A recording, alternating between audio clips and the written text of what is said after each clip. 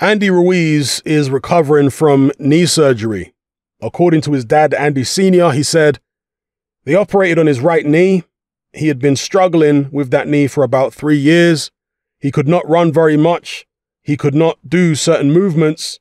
He used gel and things like that to mitigate the pain, but recently it was not enough, and he made the decision of the operation that was an arthroscopy, I think the word is pronounced, and it was done by the same doctor who operated on Canelo, Pedro Lamelli. They gave us hope that he would come back in December. The physical trainer, the doctor, told us that if everything goes well right now, then that possibility exists, but we will see when the moment arrives. Right now, we are happy that the surgery went well. All right, well, Andy Ruiz having knee trouble is not surprising. A lot of heavyweights have knee trouble, not necessarily heavyweights who, are always clearly overweight like Andy Ruiz, but many other fighters who are just big, even if they're in shape, they can suffer from knee trouble.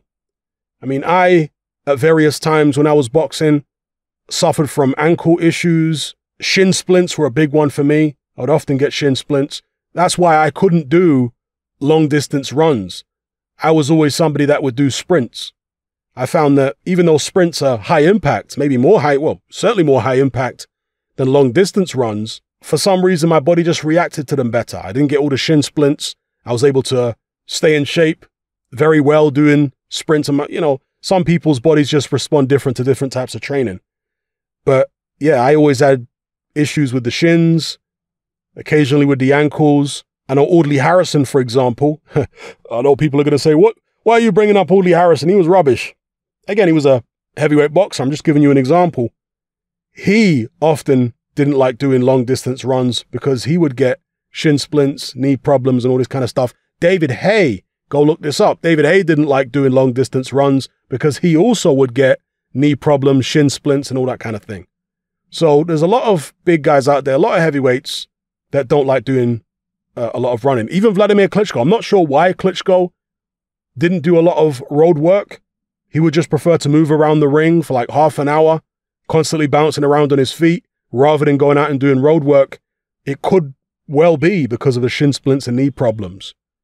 So, yeah, for Andy Ruiz, a guy who at 6'1", 6'2", 250, 60, 70 pounds, yeah, it's definitely going to take its toll on your knees, particularly after his weight loss, right?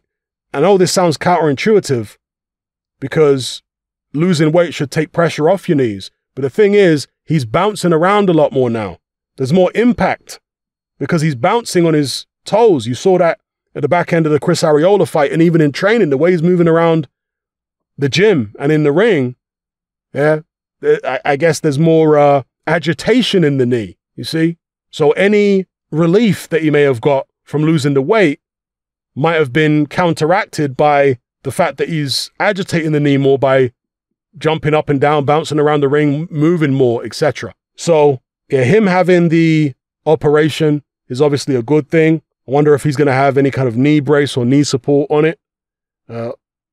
Surgeries these days are very, very good and very advanced. So hopefully it allows Andy Ruiz to take his game to the next level. I'm not one of these people who thinks he should put the weight back on. Quite the opposite. I think he should continue to lose weight. I just think he needs to, get used to this kind of weight, get used to being an athlete, and fight in a more defensively responsible fashion. He can do it now, right? If he's going to come in the same weight as he was against Arreola or lighter, he has the ability to be more defensively responsible. He just needs to make the most of that ability. And he did for the second half of the bout, to be fair to him. So, yeah, let's hope Andy Ruiz makes a good recovery from the knee surgery and we see him up his game once again, because I do think he's an exciting heavyweight. It's not often you see Andy Ruiz in a boring fight. He has been in a few.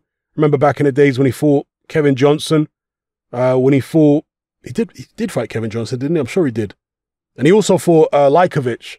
Those fights were not particularly compelling, but then he's had many other fights which were very exciting. So, yeah, let's see whether Andy Ruiz can come back better, but not bigger.